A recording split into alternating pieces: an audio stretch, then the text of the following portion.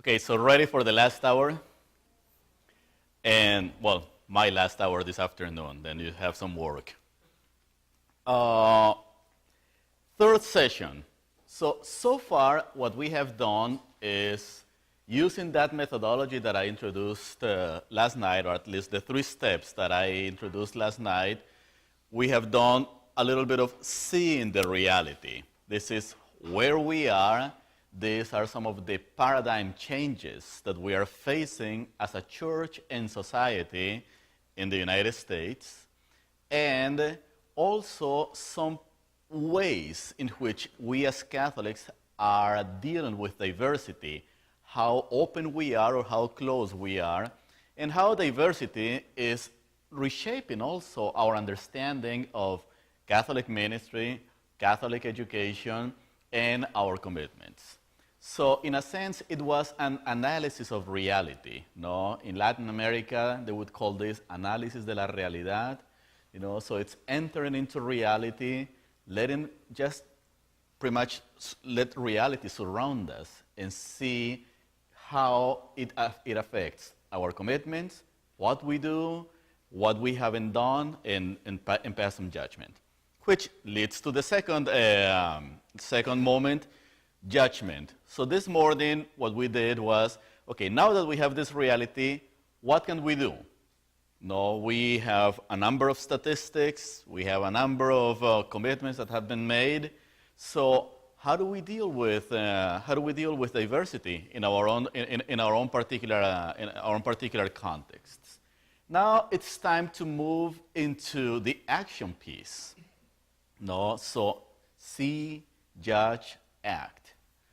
And this is perhaps the time in which you should be doing most of the work, because action, just as reality, one understands reality by being inserted in reality. Action is more effective when one goes and addresses the particular reality. So remember that dynamic, the global, the local. So I'm not going to give you magic bullets here. Okay, this is how we are going to solve the issue of cultural diversity. This is how we are going to address it. But what I'm going to offer, in the next 50 minutes, in a sense, is some insights, some ideas as to how some thinkers, some practitioners, some educators have attempted to deal with cultural diversity, and more than that, it's raising questions that might help us to pass assessment to how our institutions work, how our pedagogies unfold. So the conversation this afternoon is going to be divided into 4 moments. 1, who? Catholic schools and the question of Catholic identity. So then, how? I want to introduce, just briefly, an approach to dealing with diversity or embracing diversity, which we could call an intercultural methodology. What? Rethinking how intercultural awareness can influence the curriculum. And finally, with whom? And important partnerships. So I just want to frame this conversation by looking at these 4 questions. Who, how, what, and with who. Who? Catholic schools and the questions of Catholic identity. In 1884, the Third Council of Baltimore gathered, and Catholics were facing a major issue. Their children were going to schools, to public schools, but the public schools were pretty much run by Protestant teachers. So Catholics were concerned that their kids, that their children were becoming too Protestant, or that Protestantism was being imposed upon them. No? Today we don't ask those questions that much. We're in a different situation. However, the bishops at the Plenary Council of Baltimore in 1884, gathered there. They responded as a church, as a community, to a specific challenge that they faced or that they saw was happening. And they asked one important question: who should educate Catholic children? That was an interesting question. That's where it began. So the concern back then was not much about keeping the schools open, because there weren't that many anyway, but it was who was going to educate these children. So the attention or the driver of the question was the community more than the institution. So the community calls for, in reading the signs of the times, the institution is called to respond to a particular challenge that this community was facing. So keep that in mind, because when we move to the present, that same question needs to emerge. Secondly, so who should educate our Catholic children, and who should they be educated? Those were the questions that were driving. And out of the council, there was this idea that we cannot expect that someone else is going to do the education of our children, our Catholic children. We need to do it ourselves. So there was this mandatory call for creation of parochial schools. And it's certainly the beginning, as I was saying yesterday, of the largest network of schools, of private schools in the whole world, just in one nation. More than, I think it was 13,000, more than 13,000 Catholic schools were developed over the next few years. Were created over the next few years. So not every parish actually was able to establish a Catholic school. So sometimes when we read this and we say the bishops ordered this and they mandated it and everybody obeyed, well, there were different circumstances. There were communities that literally could not open a school. There were other communities that just didn't see themselves doing that kind of work. But many communities actually responded to that reality. Religious orders also were working, were moving forward in the development of different schools. So it was a concerted effort to respond to a specific need. And here we are, 100 years later, a little bit more, 120 years later. Catholic schools in the United States and Catholic identity. So let's take the same question that the bishops were asking back then, and let's ask the same question ourselves as a church, as educators. So who has the responsibility of educating Catholic children and youth today? That's one important question that we need to begin to ask. We are not going to provide answers here, but I think I just want to leave you with this and the other 4 questions that I'm going to raise, because this is important. So there is no magic bullet. We could easily say, yes, the existing Catholic schools should educate this generation of Catholic children. Or we could easily say, well, the ethnic communities, they are growing, they need to really commit to the education of their children. Or we could easily say, where are the bishops in this conversation today? Where are the Catholic universities? Where are the Catholic foundations that could support this? And the truth is that everybody's trying to do something to address this particular question. But the challenge is, in your own particular context, or in our own particular context, how do we respond to this inquiry? Second, are Catholic families then looking at our Catholic schools as choices for their children's education? That's an interesting question, and it connects with what we were saying this morning about cultural perspectives vis-a-vis Catholic schools. Now, a lot of Catholic families today argue that sending their children to Catholic education, to Catholic schools, is almost impossible for them because of finances or because of certain requirements, or because Catholic schools are not as accessible as they used to be. So if parents, whether it's because of financial situations or cultural perspectives or inability to get to Catholic schools or the inability of the Catholic school, perhaps in a particular part of the country, that it's not reaching out to the Catholics that are surrounding it, then we need to start asking why. Why are not families considering Catholic schools as an option for their children? Which in turn calls for the question, what can Catholic schools do to begin that particular conversation? 3, are we educating then in this context to meet the challenges of today's diverse society and church? That's a third question. So when we claim to educate from a Catholic perspective, are we taking into consideration all the reality that we have been describing? Are we taking into consideration the questions that the communities are offering to us?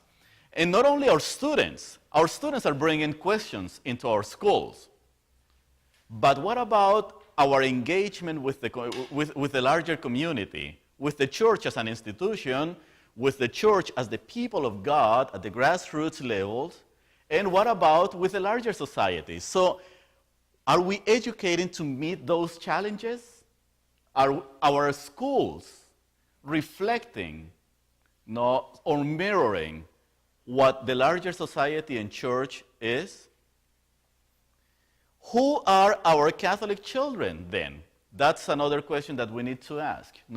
So when we say we are committed to the education of Catholic youth and children, or in college, as well, Catholic youth, so the question, one important question that we must ask is the identity of who we consider Catholic children. There's a growing number, there's a growing openness in Catholic schools to welcome students who are not Catholic, and that's fine. Actually, that brings diversity, enriches our perspectives. But again, we need to start asking: who are the Catholics, the Catholic children and students that we are bringing in, and also how do we invite those who are not present in our own communities, in our own school communities? Are they coming? Are they considering the schools as an option? And finally, who are the leaders educating in Catholic schools? Who are the leaders educating in Catholic schools? It goes back to the question, are we somehow inviting the different voices that constitute the communities within which our schools are inserted? Are our communities very racially, culturally homogeneous? Who are the people we're inviting into these schools? Now, more likely, many of the students who go through the LaSallian schools, and that happens with any other order that sponsors schools, it's likely that many of their graduates eventually will return as teachers and as administrators, as campus ministers. So the question is, are we inviting voices and people who are part of this diverse reality that we have described to be part of the experience, of the LaSallian experience, grow into it, make it their own, appropriate it, and then doing what they need to do professionally and so forth, and perhaps return and support and mentor the next generation. It seems like it has worked with a good number of people, but we need to ask, is it going to work with Latinos? Is it going to work with African Americans?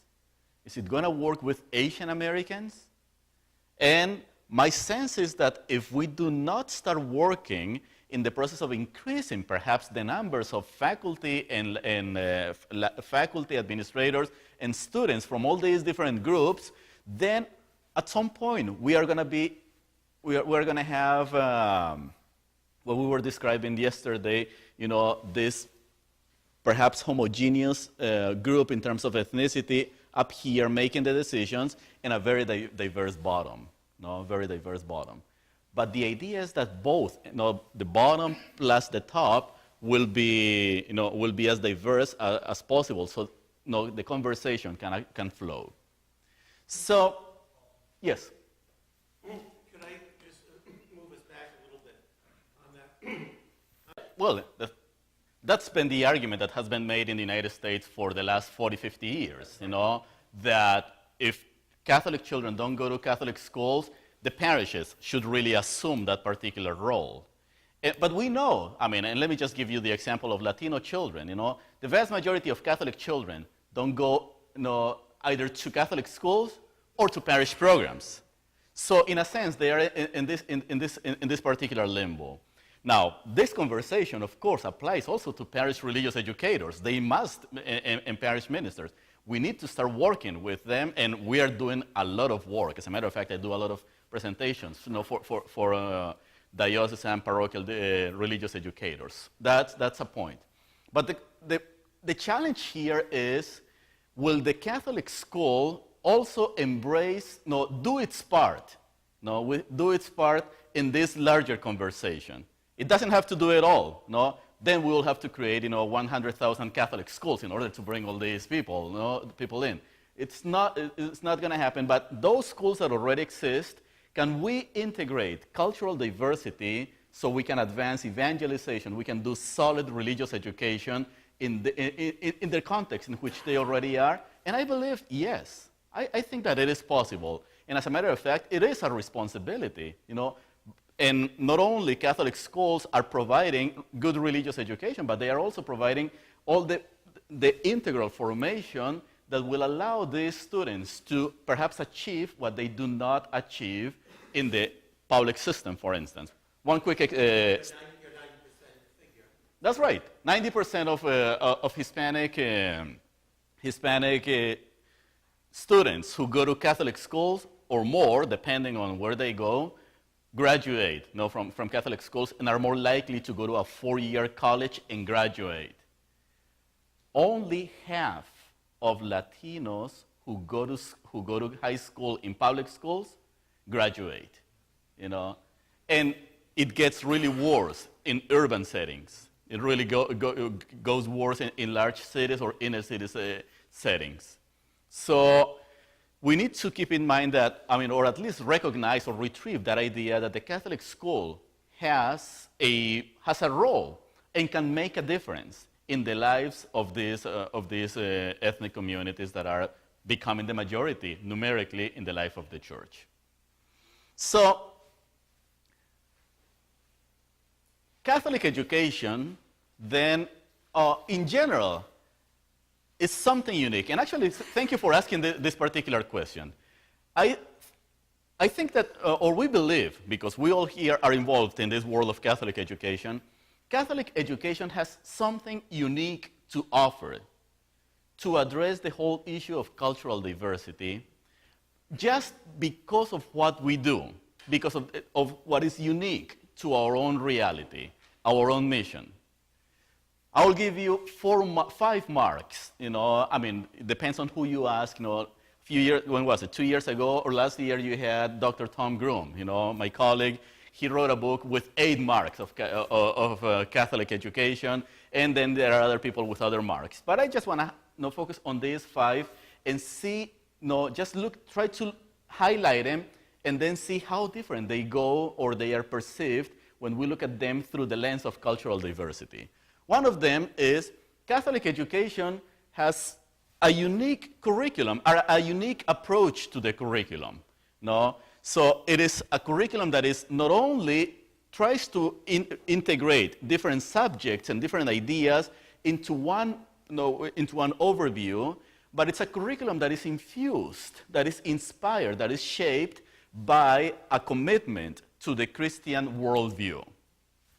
Second, Catholic schools provide what perhaps other schools are unable to provide, which is the whole context of community, a sense of community that is shaped by values, that is shaped by convictions and practices that in a sense, make the school like a small church, small community, in which people share their faith, people are not afraid of sharing their faith, and that's very proper to the Catholic school context.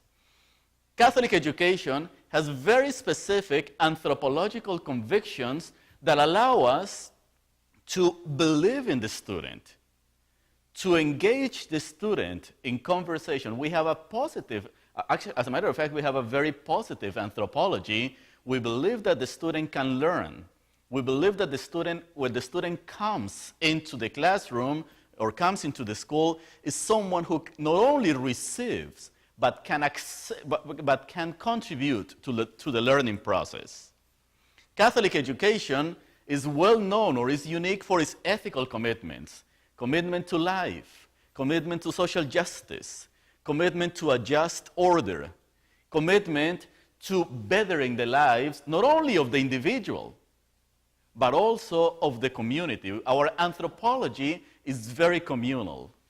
And then, Catholic education has not abandoned the idea or the responsibility of being an evangelizing community. And we do this, not only through the curriculum, we do this through everything, Just by being community, we are evangelizing. By developing solid and integral curriculum, we are evangelizing. But more specifically, through our work in campus ministry or religious classes of religion, classes of faith formation. So we have religious education. So there is something specific, something that is unique to the identity of Catholic education, Catholic schools. Now, diversity then invites us not to recreate a whole new school. There is no need for us to say, okay, so we are going to have the traditional Catholic school, and then we need to develop a school or a whole system that exclusively focuses on cultural diversity. There is no need for that. There is no need for that. Because as a matter of fact, the structures already exist. The vision already exists. But the question is, the conviction is that diversity invites us to take a fresher look at how we define each of the above marks. Let's return to them and look at them from the perspective of diversity. So, on the one hand, when we speak of curriculum from the perspective of diversity, now we can be mindful, we can be intentional, which is a word that I have been using constantly. We can be intentional as to how we integrate the different voices and experiences of the people who constitute the community that we call church.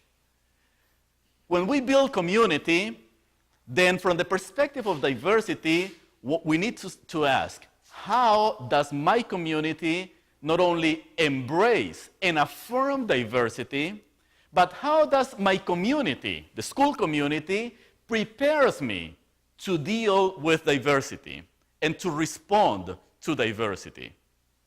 Thirdly, anthropological convictions, So then, when in the context of Catholic schools, diversity calls us to challenge, for instance, biased approaches to human interaction, racism, biases against women, biases against all sorts of discrimination. So, from the perspective of diversity, the anthropological convictions remain. However, we look at them through a lens of diversity, and then we start asking questions. How are we living those particular convictions? Ethical commitments. So in the ethical commitments, we need to start asking in a diverse community, who is at the table, who is not? Who is benefiting from the richness of Catholic education in my particular context? Who is not? Who is absent from our school? Who can we serve better? How we are using our resources? And finally, through religious education, whose religious experience is being affirmed in the process of education? Whose religious experience? And I'll get to this point in a couple of minutes. Now, how? there is, as I was saying, there is no magic bullet as to how to deal with cultural diversity, and we all need to develop our own models, depending on what the groups are. It's not the same to work in a, say, mostly African American school, develop a methodology to work with African American students in the classroom or campus ministry or in the process of social interaction, as to work in a mostly Asian American community. No? Models need to be adapted to the particular reality of the school, the particular reality of the diverse community within which we work. Now, that doesn't mean that we cannot try to somehow step back a little bit and see if there are ways of reflecting about diversity. So one way of doing this, and here I borrow from the field of intercultural thought. So intercultural philosophy, basically, what it does is to invite us to look at culture as a matrix within which women and men make meaning about life. No? So a particular culture, as a Latino, the culture to which I subscribe or within which I am inserted, it is a culture that allows me, that provides me the language, the symbols, the conditions, the questions with which I make meaning. But not only as a Latino, because I don't spend my time mostly in the Latino community, but I also move in other cultural contexts. So as someone living in the United States, my language also is enriched with other cultural perspectives. So in a sense, we all are borrowing and simultaneously existing or coexisting in different worlds. This is not like quantum theory or somehow, So we coexist, or we exist in coexisting worlds or cultural worlds. Now the question is, how do we pull all these worlds together? How do we pull all these perspectives together? Both the worlds, the cultural worlds within which I live, and the cultural worlds that surround me, and perhaps I'm aware of, but I know that they exist. I am unaware of. So in this world, in terms of methodology, in the intercultural theory, we must begin by affirming that culture matters. Culture matters. And again, my definition of culture is very simple, but I think it captures a lot. There are all sorts of books defining culture. As a matter of fact, I once found a book, that's like 400 pages with definitions of culture throughout history. So everybody has a definition for culture. Mine is very simple.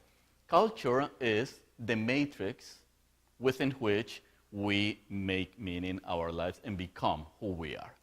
No?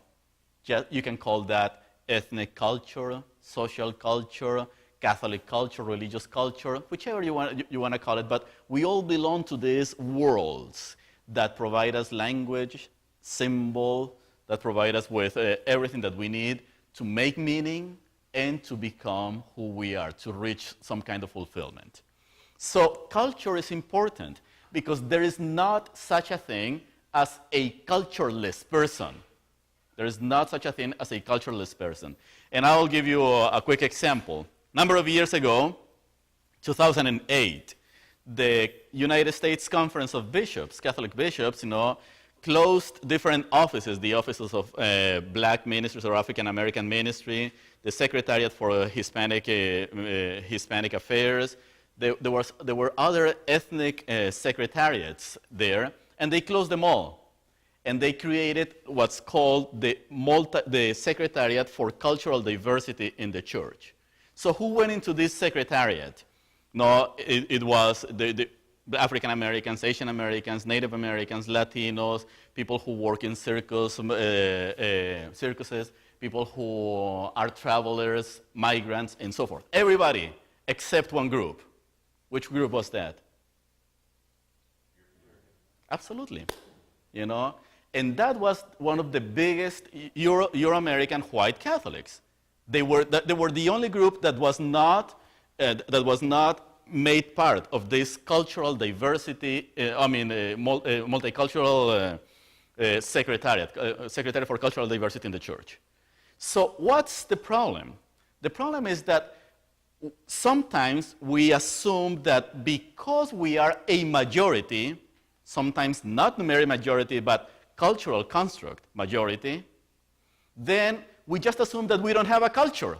Everybody else has a culture. Everybody else has a culture, but because we are majority, we do not. And that is a challenge. No, that's something that we need to start changing. Everyone, every person, every human being has a culture. We all belong to a culture. We participate of our own culture, whether we want to call it white culture, black culture, Latino culture, Catholic culture, atheist culture, secularist culture. We all have our cultural roots. So culture matters. No one exists outside of a specific cultural circle. And because culture matters, then we realize that in our diverse world, there is a coexistence of multiple cultures in dialogue and in tension. This is not a rosy conversation. I said it before. This is not a rosy conversation. Cultures always enter into, when worlds collide, when worlds enter in dialogue or interact, there are possibilities, but at the same time, there are different tensions. There are different tensions, And if you don't believe me, those of you who are married know what this is about, So it's just different worlds. There is possibility for dialogue and for growth, yet there are tensions. There are tensions that we know. So when we encounter that reality, then we need to start asking here, so we live in a society in which, or a context, in which there is a diversity of cultures. This is what the church is. Cultures, name it, African American, Asian American, white, white in New England, white in Southwest, black in Detroit, being black in Mississippi. It could be different ways of defining culture. So we live in this multiplicity of cultures, but at the same time, as I was saying yesterday, we do not engage culture in a neutral way. All the time we are engaging in a process of interpretation of culture. We are trying to understand what life is about, constantly. So we participate of a hermeneutical process. And then, what is this intercultural model? So basically, what it does or says is that all cultures need to be attentive to the existence of the others, and not only that, but also attentive to the interpretations of reality that occur within those particular cultures. It's messy, friends. It's really messy. But that's the world in which we live. That's pluralism. That is pluralism. And it's always been the case, but today we are more aware about it, and we need to not only ourselves embrace a new attitude, as we were talking about when we said multicultural, intercultural competencies.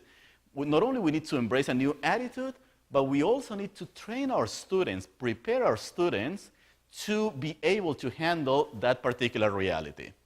So there are different voices articulating the experience of what it means to be in relationship with God, others, and the world. People are making meaning every day. What does it mean to be a human being? Well, it depends on who you ask. We can go with the abstract, and say a human being is someone, is a person created by God in God's image and likeness. Okay, that's the abstract. But then you go into a black neighborhood and you ask a black person, what does it mean to be human? Well, you are going to get an interesting response.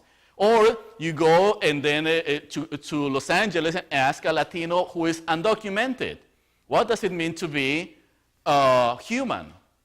Or what does it mean to be a human when you ask a woman, who has been discriminated because of gender? What does it mean to be human when you are a wealthy person? What does it mean to be human when you are a poor person? So people are constantly making meaning about themselves, about God, about the world, relationships, in the context within which they live. And it's there where we go, and we attempt to look at a methodology that helps us to capture all those dynamics. So 5 moments that we could use in order to do this. 1, the first moment in this intercultural methodology is acknowledge. This is what I've been saying since yesterday. Acknowledge cultural diversity. Do not close your eyes, and help your students not to be blind to cultural diversity. Some people say, I don't care if you're black, Latino, white, tall, no. To me, everybody is the same. In a sense, that becomes an overt type of racism, because it is diversity, difference cannot and should not be ignored. As a matter of fact, difference is what makes us who we are. Some scripture scholars, have problems with St. Paul when St. Paul says, we are no longer Jews or Greeks or man or woman. We are all children of God. Yes, beautiful, but you're still black, you're still woman, and you're still Jew. No? So, difference is what makes us who we are. And we must begin through our classes, through our methodology, begin with a process of acknowledging cultural diversity. Today, it's not, for many of us, it's not a hidden secret. No, it is there. We see it. We see the people who work with us, who work for us, our students, their families, and so forth. No? But in some cases, it's not as obvious. But that doesn't mean that we cannot raise awareness, which goes back to Brian's question this morning. It doesn't mean that we cannot raise awareness about the diversity that already exists. Once we acknowledge cultural diversity, each of these steps builds upon the other. So keep them together. Then, once we have acknowledged that there is cultural diversity, the next step is to start thinking, how can we, in the midst of this diversity, engage in conversation?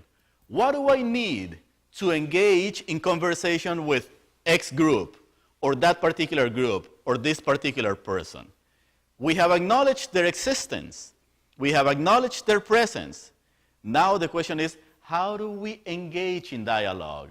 And remember, we were talking this morning about the necessity of developing intercultural communication skills. No? So how do we engage in dialogue? Sometimes it requires to learn some Portuguese. Sometimes it requires to learn some literature. Sometimes it requires to learn some symbols and how people interact. It's not always about language, but it's about many elements of communication and how we interact with each other. We have acknowledged diversity. Then once in that diversity, we try to communicate with each other, and then we begin to reflect in conversation with each other, so how we contribute to our common reality, and what are our contributions and perspectives as people who share the same space, as people who share the same community, who share the same faith, whether it's a school, whether it's a parish, whether it's a group. So in that conversation, it cannot be the token conversation that I was speaking about yesterday. No, it cannot be a conversation in which I realize that you make jambalaya and I make tacos, and then we eat them and the conversation is over. It has to be a meaningful conversation. It has to be a conversation in which each group realizes that this person can actually transform my life, that this person can make me a better person, that this person challenges my own biases. That is unbelievable. Emmanuel Levinas, French philosopher, Jewish, spoke about the idea of becoming hosts of the other. No? So we become hosts of the other when I enter into the, in a relationship with another person, no? And in this case, with another culture or someone from another culture, that person somehow brings something that challenges who I am, what I do, how I see life. How do I respond to that? How do I respond to that? Am I willing to do this? Or should I just simply go into a gated community, and close the doors and pretty much say, I don't want to know anything about diversity because it's too scary? No? We could call this the ascending moment, although I'm doing it descendingly. But could be the ascending moment. So in a sense, we begin with reality, we acknowledge diversity, then we move to the next step, which is we acknowledge that we can talk to each other, that we have a lot in common. And then, thirdly, when we can talk to each other, we engage in meaningful conversation. How do you experience God in your life? What is justice for you and your family? Talk about justice with someone who is exiled. Talk about justice with someone who has been discriminated against. Someone whose life, someone who lost his or her family in some country, in another part of the world. How do you understand justice? How do you understand how God operates and lives in your life? And then once you have that, then becomes somehow what I would call the descending, the back to reality or back to the everyday reality moment. And then we need to start widening our conversation. Once we have learned from each other, it cannot be a mutual, a conversation that is selfishly closed. Now we begin to see what others are saying as well as a community, and finally, we return to the initial context. We must return to the initial context with fresh proposals, with fresh ideas. Now, this might, this might take a little bit longer to process, but what I'm saying is, what I'm saying is, if we begin acknowledging our own reality, have solid conversations, we widen the conversation, and then with those insights that we have gained, I can assure you that you and your students will have a different perspective of what it means to live in a culturally diverse church. This is, for instance, part of the work that some scholars, Latino scholars, are doing in regards to the attitudes among Latinos towards Jews.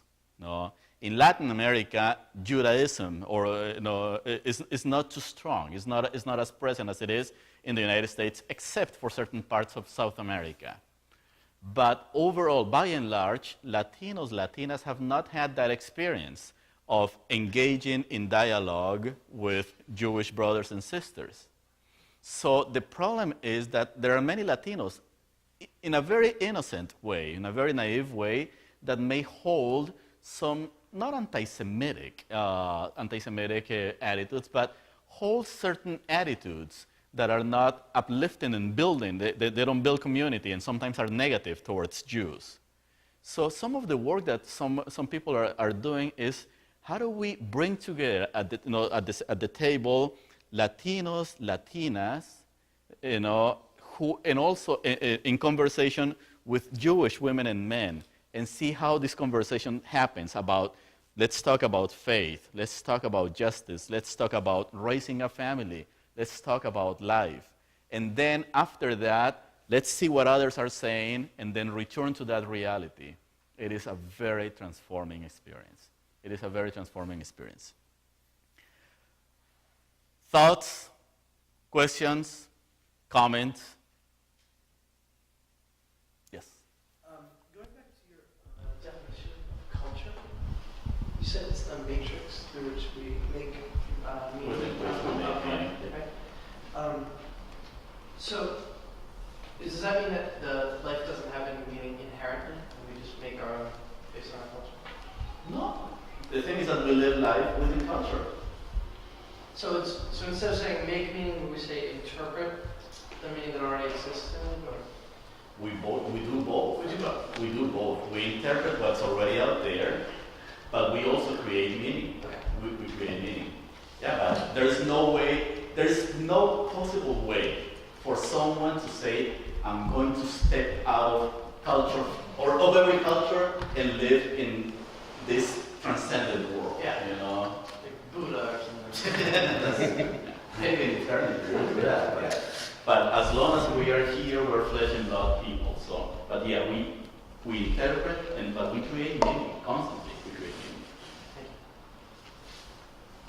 Would it be fair to say that at the crux of this, at the heart of this, might be a re-examination in terms of our mission?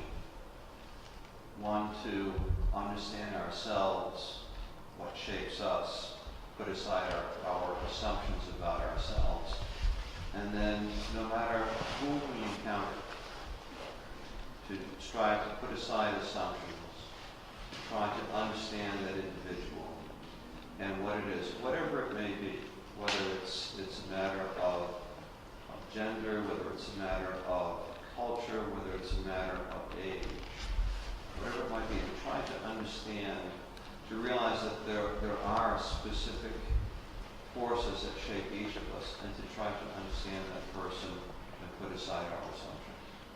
I agree with nearly everything you said, yes, except one thing, that more than putting aside our assumptions is naming our assumptions and challenging them when they are prejudicial, because that's important, you know. Sometimes, and actually I go back to Lonergan. Bernard Lonergan pretty much says that we need, in order to build knowledge and also to build society, we must begin by addressing our own biases. So say, I do not like Latinos, for some reason.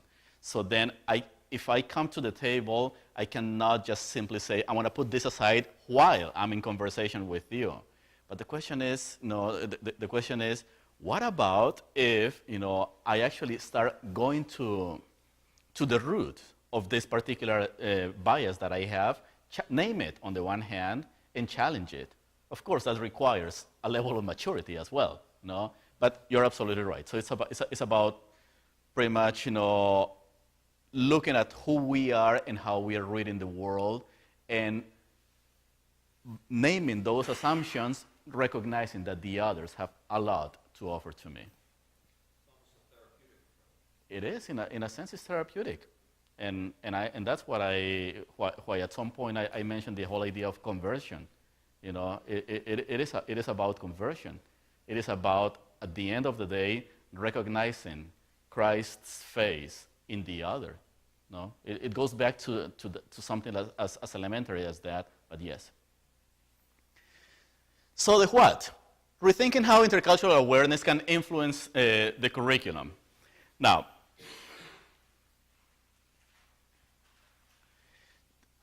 when we are faced with, when the whole idea of cultural diversity, let me just have a little bit of my fix. When we are faced, or when we are facing this idea of cultural diversity, and then the question was raised yesterday, and I'm pretty sure that it's in your minds, like, how in the world am I going to bring this into my curriculum, into the way I teach, into the content, Now we have some guidelines, how do we integrate all this? We could name at least 3 ways of dealing with this. So again, there's no magic bullet, it's always possibilities, I'm a process person. I like, the process more than giving people just the finished product, because I don't think that there's such a thing as a finished product in many of these situations. So three perspectives. One, we can address cultural diversity by teaching cultural diversity in itself as curriculum. Literally, we could talk about, let's talk about the African American experience. Let's talk about the Italian American experience. Let's talk about Latinos, Latinas in the United States. We can use this. No, we can talk about history, literature. We can talk about political processes, religion, and so forth. That's one way of combining, engaging this in dialogue, bringing into dialogue curriculum and diversity. Another approach is we can teach about cultural diversity in the curriculum. In other words, so what we use is we use what already exists in the curriculum, and we raise awareness about cultural diversity. No, it's a slightly bit different, but it's but it's its own category. One is directly we're going to talk about this specific reality. This is so we are going to teach to embrace the Latina reality or to appreciate this particular text written by someone or this particular symbol. But then teaching about diversity in the curriculum, does not necessarily have to be explicitly. No, it is teaching the curriculum, and through the curriculum, bringing awareness. I'll give you an example. In the world of theology, we all. I'm glad that I'm surrounded by some theologians here as well. So you know what this is. No? But in the world of Catholic theology, we all have our heroes, isn't it? And we all know, have Thomas Aquinas and Karl Rahner and Elizabeth Johnson, and we all have our favorite theologians, the people who shaped our lives. But then when we start making a directory of those names, then we realize that most of them are white, male, and European. Most of our heroes in theology. That's what theology becomes. So, in many places it is. So what about if, for instance, we are going to talk about salvation? No? We're going to introduce the topic of salvation. So instead of going to one of those traditional heroes first, what about if you address the issue of salvation through the work of Professor Theologian Nancy Pineda Madrid, Mexican-American? Have you ever heard of her? There you see it. You see? That's a good way of doing it. So Nancy Pineda Madrid is a Mexican-American theologian Catholic theologian, who addresses the question of salvation in history through the experience of Latinas who are killed in Juarez. It's called feminicide. Killed in Juarez for being women. It's killing women for being women. That's a phenomenon that is very common in the south of the United States, some parts of Mexico, and other parts of the world. So what she begins to ask about, how can we speak about salvation? How can we speak about salvation in the horrific conditions that these women are? And then she goes from there, and then she names the reality, a reality that's actually shaping our lives. No, it's affecting real people, flesh and blood people, in the here and now of our own reality. And then she goes from there to see what theories of salvation exist in our contemporary Catholic theology, and how many of those theories connect to this lived reality. And then does more of a historical, kind of historical work. So she's not teaching here U.S. Latina theology, as a subject. She's teaching she's teaching the regular curriculum, but I as a professor, instead of teaching, beginning to talk about salvation through Aquinas, through Rahner, the usual suspects, which is fine. We can also do that, and we should also do that. But what about pushing ourselves a little bit and see who's talking about original sin? Who's talking about, well, not many people nowadays, anyway. So who's talking about what it means to be church? Who is talking about what it means to be, about Catholic anthropology? So that's a way of doing the same thing, but bringing different voices. Why should we always introduce theology with the usual suspects? There are different voices of doing theology, ways of doing theology. And also, we can teach the curriculum through cultural diversity, Again, connected, a little bit different. So now the topic is not the curriculum at first. It is, right here is, we expose our students, we expose ourselves to cultural diversity, and in light of that exposure, then we start identifying the elements of the curriculum. Now, all this requires certainly reading a lot of diversity, reading some different texts, being exposed, being trained. But remember, when we were talking about the intercultural attitudes, and we were talking about intercultural competencies, it's about knowledge. We need to study. We need to open our perspectives. Now, let me give you something more practical. Let me take what I just said and make it more practical. A few ideas that may open the curriculum to a better appreciation of cultural diversity. For instance, I'm pretty sure that all of you are asked to teach at some point the history of Catholicism in the United States. Some of you might teach. So where do you usually begin? Teachers of religion, theology? Where? Anybody teaches history here of Catholicism? No? Oh, okay, let's change the topic then. What about if we began with, in theology? Actually, I assume that all of you taught some kind of church history, no? Okay, I was wrong. But the example that I had, in mind is, what was that? World religions. Well, that's beyond my purview right now. So, You're talking about Catholic church history. Yeah, but you said in the United States. In the United States. I don't get. You don't get to the United States. Okay, there you have it. I teach U.S. history. We start with colonization by Spain. There you have it. Okay, so often, when we look at history books, about American Catholicism, so in many of these books acknowledge the existence of this colonial or pre-colonial Catholicism, Spanish Catholicism. But formally, they begin the history of Catholicism in the United States by the British colonists, Catholic colonists, or British Catholics. So what about if you started to speak of the history of Catholicism through the experience, for instance, of African Americans? What about if you start telling the story of African Americans, and those African Americans who were Catholic, and how they experienced their faith, and how they engaged in dialogue with with European Catholics?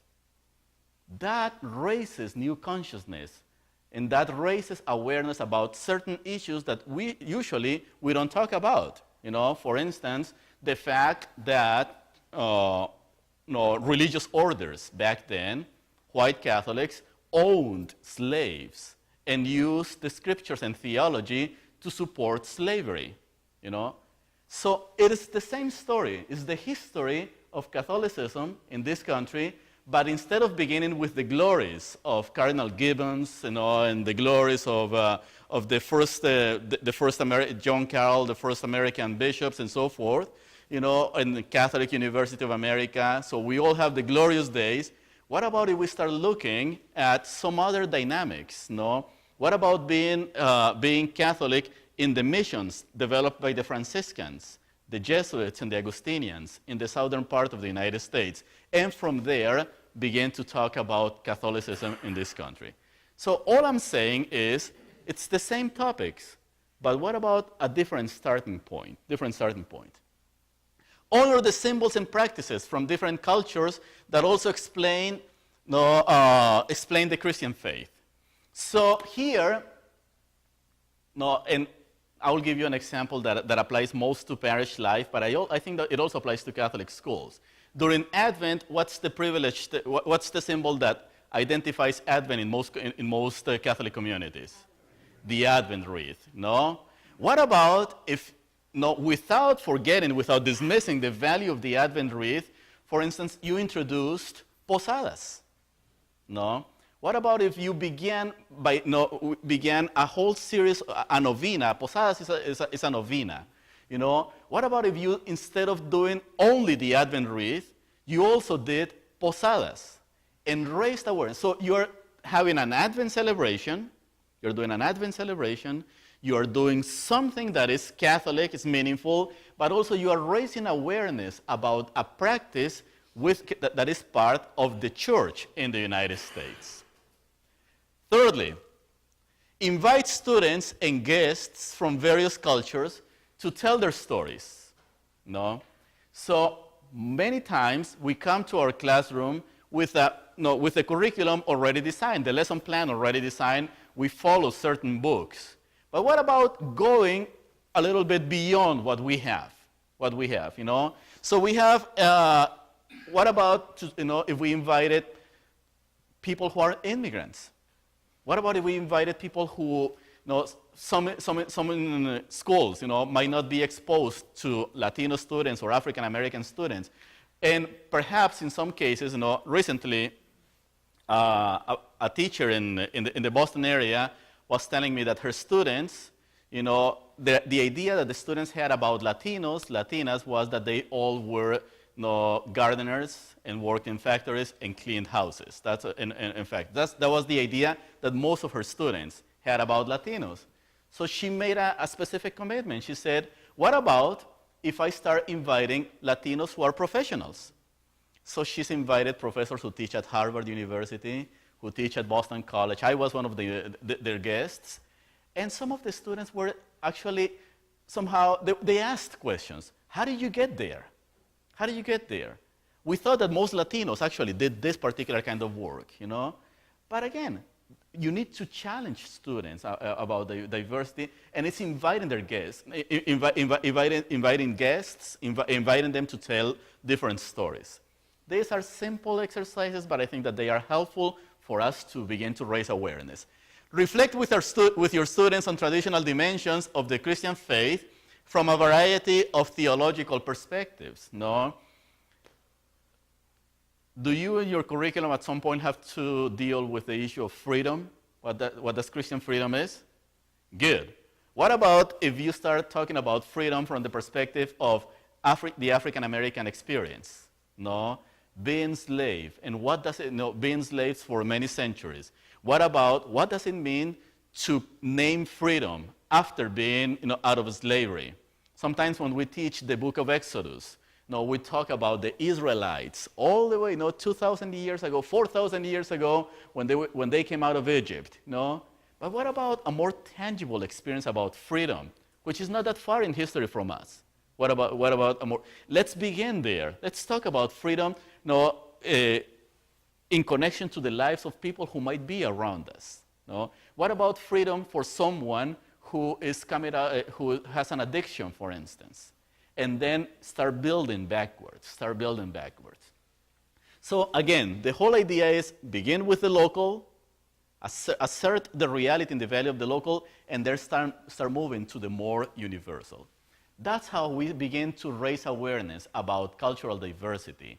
Life is not that rosy. There's a lot of tensions, there is a lot of difference, there is a lot of diversity, and as a matter of fact, we can use this diversity as a gift, to bring awareness about how beautiful it is to be different. So with who we do this? I think that we cannot do this alone. It is important that as Catholic educators, whether we are doing ministry or teaching theology or mathematics or teaching any other subject, or as administrators, we cannot raise awareness about diversity just on our own. How do we do it? I think that there are, usually in every school, in every institution, in every educational institution, like, there are some key players. The key players in the Catholic school are usually, we have the students, we have the school community, we have the school themselves, teachers and administrators, and we also have the parents. So good initiatives about Catholic education that are going to make a difference in the life of the students, society, are going to transform the school, usually have all these four players interacting in one way or another. But what about when we throw in the word diversity in the midst? When we realize that we have a diverse body of parents, diverse group of students, that the community within which we are inserted is a diverse community, that the church is diverse, that the larger society is diverse, that the teachers are diverse as well and administrators are diverse. So here, this is what we may encounter ourselves with. On the one hand, so we have same thing, families, students, teachers and administrators, diverse church and society, but I think what happens here is that we begin, if we have this intercultural competency, if we develop these intercultural competencies, then we become more sensitive and more open to fostering conversations that perhaps never happened before. What about then the Catholic school becoming a center or a place where diverse students engage in conversation with a diverse number of administrators? When students or administrators or families who are part of this church begin to raise questions about the curriculum, about the decisions, how are scholarships administered, for instance, who is being invited to the school, how do we how much of a say do students have in determining the curriculum? I know that this is not easy. I know that I'm asking too much here. But again, the idea or the point is not to close ourselves to the same pattern. Cultural diversity, in a sense, calls us to realize that there are different voices, different players in this context, and that the more we open ourselves up to diversity and embrace diversity, the richer those conversations will be. I think that diversity, cultural diversity, will really, has a potential to make us better human beings, better educators. It has the potential, It also has its challenges, as we saw this morning. There are biases, there are tensions, there are difficulties, there's an awareness about about difference, there are misunderstandings about difference. However, we cannot hide them. What we need to do in a culturally diverse church, we need to begin the conversation now. Okay? Thoughts, questions, responses to this last point, to these last moments. So let's bring this to a close, and we have the next step is you're going to break up into smaller groups, but for tonight we are going to give the last we're going to have the last reflection tonight, and actually I will not give it. We're going to see a video that was produced by the U.S. Conference of Catholic Bishops on cultural diversity. And what they do is they take the more optimistic perspective about diversity, and they call us to consider cultural diversity as a blessing to the life of the church. We will have a conversation based on that, and brother?